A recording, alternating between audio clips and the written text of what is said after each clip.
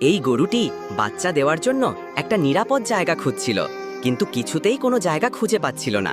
গরুটি কিছু বুঝে উঠতে না পেরে একসময় গ্রামের দিকে চলে আসে। এদিকে তার প্রসবের সময়ও হয়ে এসেছে, কিন্তু গ্রামের মানুষজন গরুটাকে তাড়িয়ে দেয়, এমনকি মেরে গ্রাম থেকে বের করে দেয়। গরুটি দৌড়ে পালিয়ে যায় এবং একা একা বনের মধ্যে একটা নিরিবিলি জায়গায় গিয়ে একটা ছোট্ট ঘর বানিয়ে ফেলে।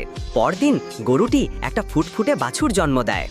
কয়েকদিন পর মা গরুটি তার বাচ্চার জন্য খাবার খুঁজতে জঙ্গলের ভিতরে চলে যায়। হঠাৎ করেই একটা বাঘ এসে তার উপর ঝাঁপিয়ে পড়ে আর গরুটিকে মেরে ফেলে।